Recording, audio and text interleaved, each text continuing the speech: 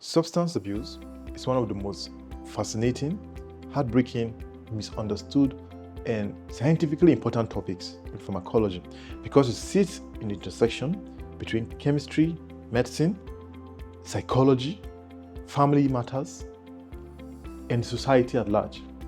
Supposing you're given the key to a powerful sports car, see, the key is not evil. The car itself is not evil. The engine is not evil. But if you drive the car recklessly, it can harm people. Drugs are similar.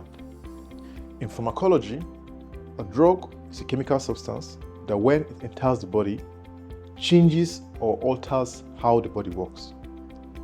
Some drugs save lives, some treat infection, some control blood pressure, some stop pain, some help people sleep during surgeries.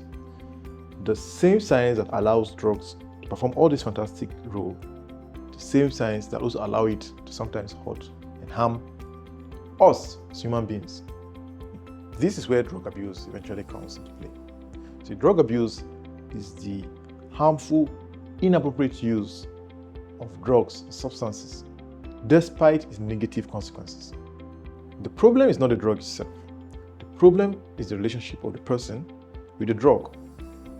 Supposing a spoon is given to a child, the spoon can help to stir food, the spoon can help to stir medications, and that same spoon can also be used to stir poison.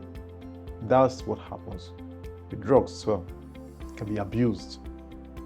In both scenarios, the object is the same, but the outcome is different. And that brings us to the question, why would someone continue using a drug that's hurting them, it's hurting their health, it's hurting their finances, it's hurting their family, it's hurting their relationship, it's hurting their education, their career, hurting their opportunities? Why would someone continue using those drugs?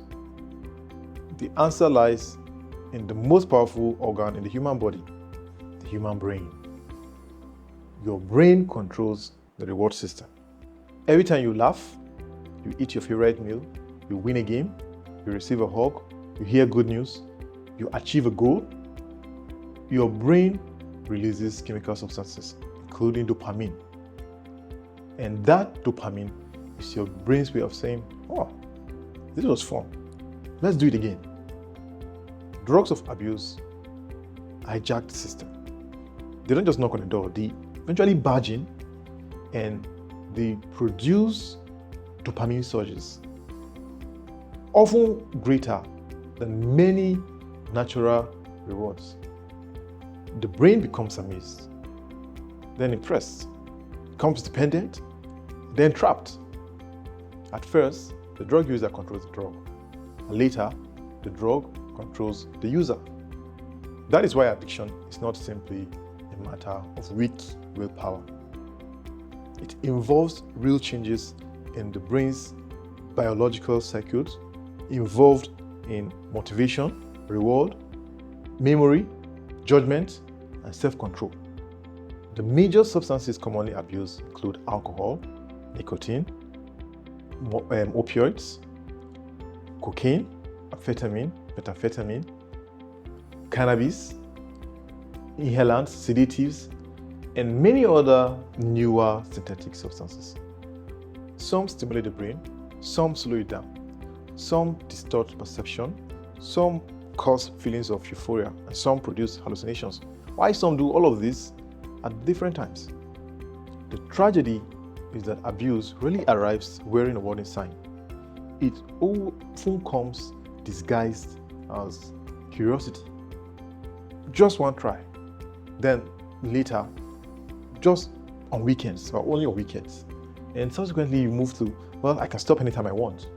And before you realize what's going on, years have passed and money has been wasted, families have been broken, health has been lost, opportunities have passed you by, and you've basically gone down the pit hole. Yet, there's another side of this story, a hopeful side. The brain is highly adaptable. Thus, recovery is possible. People who once lost jobs, families, hope, opportunities, trust, have rebuilt their lives. Treatment may involve counseling, support groups, rehabilitation center, family, and sometimes even medications that help with cravings and withdrawal symptoms. One of the biggest myths about substance abuse is that it only affects certain kind of people, but pharmacology teaches us otherwise. Drug abuse can affect both the rich and the poor. It can affect students, professors, it can affect artists, it can affect actors, it can affect doctors, patients, it can affect athletes, it can affect teenagers, grandparents, virtually everyone. The human biology does not care about social status, and perhaps that is the most important lesson of all. And so, substance abuse is not merely a drug problem, it's a human problem, a family problem, it's a community problem, and ultimately, it's a hope problem. Pharmacology helps us understand the chemicals, and compassion helps us understand the people. When science and compassion work together, prevention becomes possible, treatment becomes effective, and recovery becomes achievable. And the life that was once lost can find its way back. Because behind every substance or drug abuse statistics, it's not just a number, it's a human story that is still being written. Write yours for the best life possible.